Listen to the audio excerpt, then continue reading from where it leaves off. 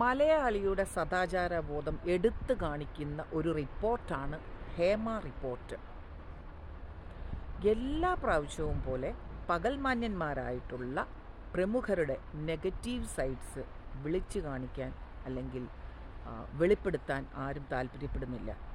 കാരണം ആരെങ്കിലും അതിന് തയ്യാറായാൽ 10 ദിവസം ആ തയ്യാറായവരെ അപ്രീഷിയേറ്റ് ചെയ്തുകൊണ്ടുള്ള സോഷ്യൽ മീഡിയ കമൻസൊക്കെ ഒരു 10 ദിവസം കഴിയുമ്പോൾ മാഞ്ഞു പോകും.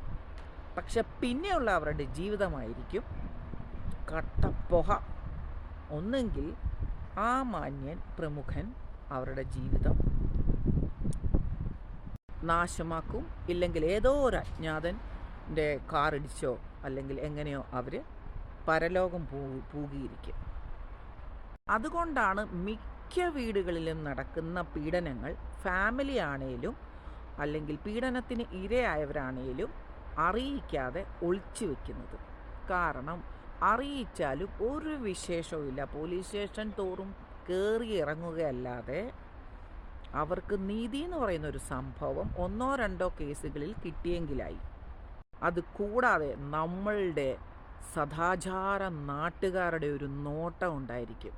അതായത് അതിജീവിതയുടെ വെളിയിൽ പോകുമ്പോഴുള്ള ഒരു നോട്ടവോ അല്ലെങ്കിൽ അതിജീവിത ചിരിച്ചാലോ ഏതെങ്കിലും പാർട്ടിക്ക് പോവുകയോ അല്ലെങ്കിൽ ഏതെങ്കിലും ഒരു ഫംഗ്ഷൻ അറ്റൻഡ് ചെയ്യുമ്പോഴോ ഒക്കെയുള്ള ഇവരുടെ കൂർത്ത നോട്ടം അതിജീവിതയാണ് സഹിക്കേണ്ടത്. അല്ലാതെ അവരെ അങ്ങനെ ആക്കിയവരല്ല. അവരെ അങ്ങനെ ആക്കിയവർ സമൂഹത്തിൽ നല്ല റെസ്പെക്റ്റോടെ ആയിരിക്കും, അല്ലെങ്കിൽ ആരും അറിയാതെ പഴയതുപോലെ തന്നെ നടക്കും. ഇൻ കേസ് അവർ ജയിലിൽ പോയാലോ അവർക്ക് VIP ട്രീറ്റ്മെൻറ്റും ആയിരിക്കും. സോ ഇതെല്ലാം കാരണമായിരിക്കാം ഹേമ റിപ്പോർട്ടിലും ആരുടെയും പേര് വെളിപ്പെടുത്താത്തത്.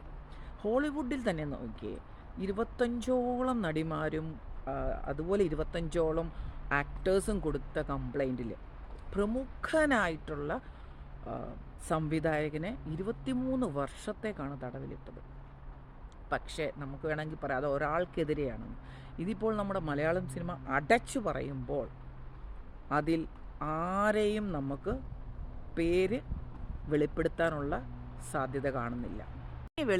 ഇനി ഇൻ കേസ് അവരുടെ പേരുകൾ വെളിയിൽ വന്നാൽ തന്നെയും അവരെ ആരെങ്കിലും എന്തെങ്കിലും ജനങ്ങൾ പറയുകയാണെങ്കിൽ ആ പറയുന്നവരെ പൊങ്കാലയിടാൻ ഫാൻസ് അസോസിയേഷൻ എന്ന് ഓമന പേരിട്ട് വിളിക്കുന്ന ഗുണ്ടകൾ വന്ന് പറയുന്നവരെ പൊങ്കാലയിടും.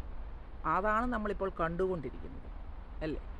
അതുകൊണ്ട് ഹേമ റിപ്പോർട്ടിന് കൊടുത്ത കോടികൾ വെള്ളത്തിൽ വരച്ച വര പോലെയായി എന്ന് നമുക്ക് പറയാം.